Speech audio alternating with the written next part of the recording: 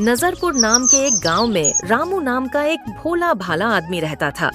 गांव में उसका एक छोटा सा घर था जिसमें वह, उसकी पत्नी और उनका नवजात बच्चा रहते थे। रामू के पास जमीन तो बहुत थी पर सारी बंजर थी। उस पर कुछ भी उपजता नहीं था, इसलिए वह गांव के सेठ जी की दुकान पर काम करता था।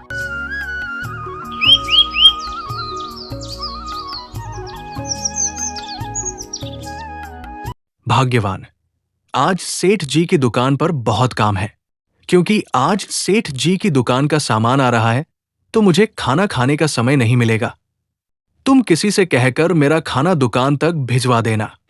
रामू दुकान के लिए निकल जाता है, लेकिन गांव में आज कोई ऐसा नहीं दिखता जो खाना दे आए। मजबूरन उसकी पत्नी खुद खाना लेकर निकल पड़ती है। रास्ते में उसे एक सांप काट लेता है। दर्द से तड़पती हुई वह जमीन पर गिर जाती है और लोगों की भीड़ जमा हो जाती है।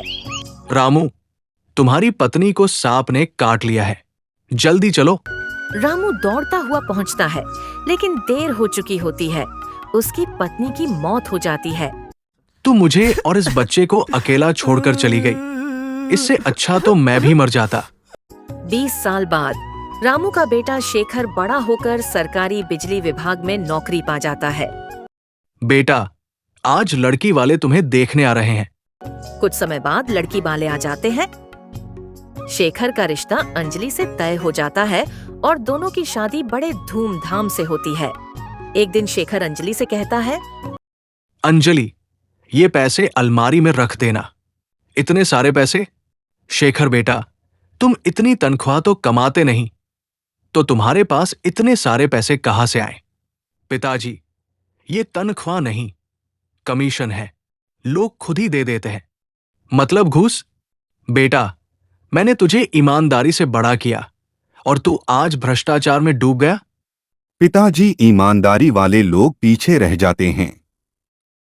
थोड़ा बहुत तो चलता है आजकल।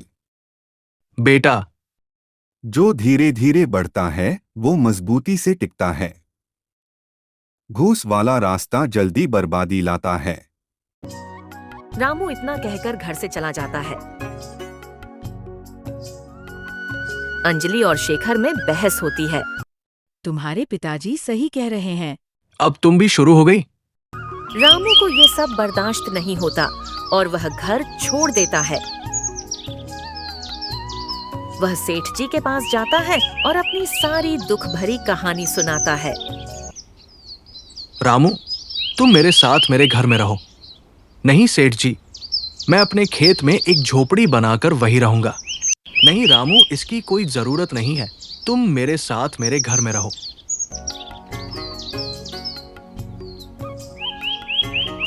आज तुम्हारा चेहरा इतना उजड़ा उजड़ा क्यों लग रहा है? आज मैं घूस लेते हुए पकड़ा जाता हूँ और मुझे नौकरी से भी हमेशा के लिए निकाल दिया है। और मैंने घूस खाकर जितने पैसे कमाए थे, सारे पैसे सरकार को देने होंगे। देखा, तुम्हारे लालच ने हमें सड़क पर ला दिया। रामू, तुम्हारी किस्मत पलट गई। तुम्हारी बंजर जमीन अब फैक्ट्री निर्माण के लिए 30 लाख में बिक रही है। कुछ दिन बाद सेठ जी रामू के पास जाते हैं और कहते हैं, रामू, बधाई हो, तुम्हारी जमीन बिक गई पूरे 30 लाख में। अरे सेठ जी, मुझे यकीन नहीं हो रहा कि मेरी जमीन बिक गई। रामू उस पैसे से गांव में एक अच्छा सा घर बनवाता है। शेखर और अंजलि अब सब कुछ खोकर रामू के पास लौटते हैं। पिताजी, मुझे माफ कर दीजिए। मैंने आपकी बात नहीं मानी और देखिए क्या हाल हो गया। बेटा, अब समझ आया ना? मैंने कहा था, ईमानदारी से चलोगे तो टिके रहोगे। बेईमानी से सिर्फ बर्बादी मिलेगी।